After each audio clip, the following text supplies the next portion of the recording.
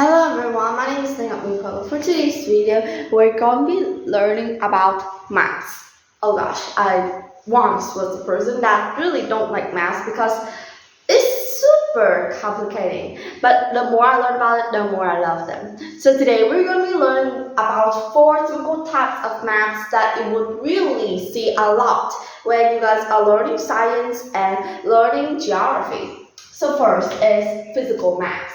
So what is physical maths?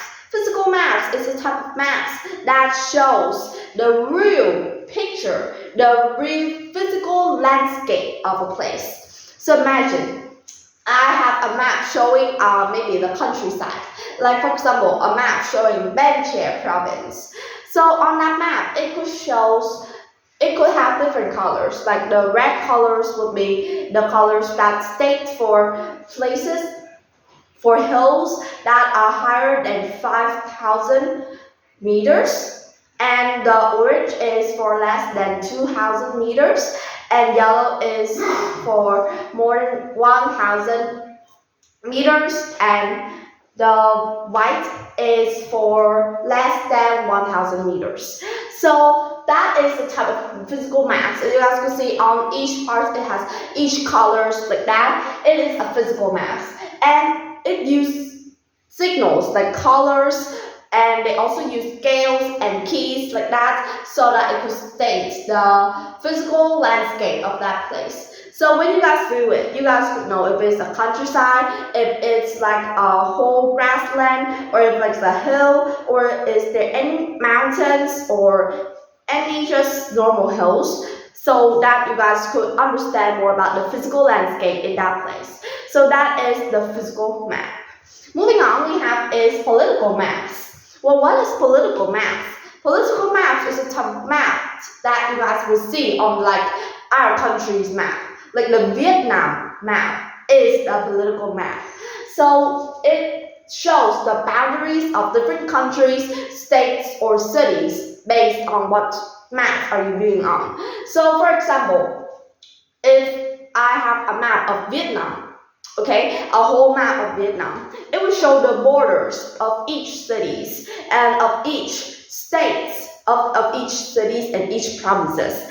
Like it will shows the clear border, and it shows clearly the land, the water, and the borders between each province. So that is what we call the political map. And so these political maps will state if that is a rural area, if that's a suburban area, or if that is a urban area.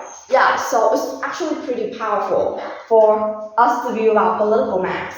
So it's related to population too, because sometimes these political maps also state like how much citizens are there, or they could also state like the center of that country or of that state. Yeah, so that is political maps. And some really basic political maps that you guys can see are like the map of the whole world, or the map of Vietnam, or the map of the province that you're staying in. So that is political maps.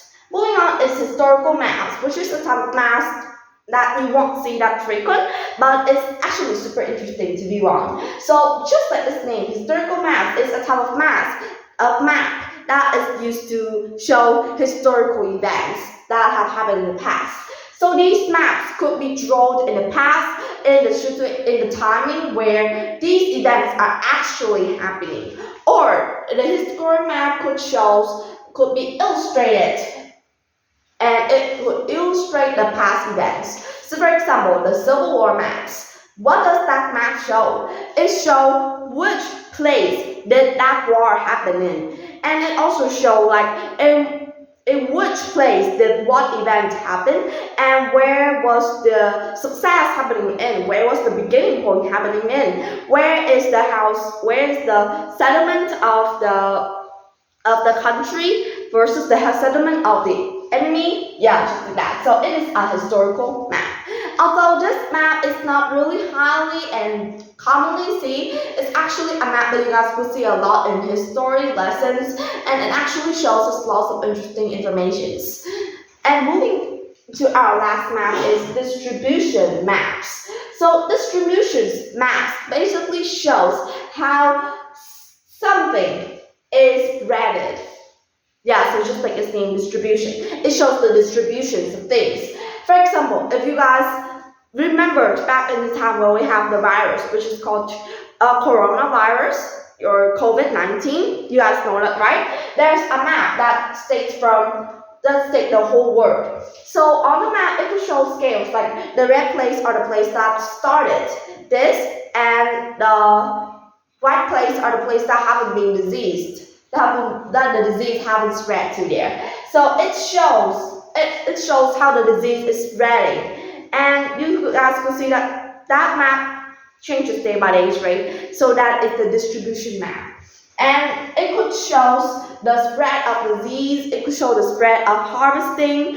It could show the spread of obesity in a country, or of like asthma attacks or sensors in a city. It basically shows the distribution, yeah, like the ratio of the whole population or of the whole thing to a particular small subdivision of that division. So today we've learned about 4 types of math that you could see in your progress of learning, which are physical math, political math, historical maps, and distribution maps. All of them have their important characteristics and have the important needs that's going to show you necessary information in your progress of learning. And that's all for today's lesson. Goodbye.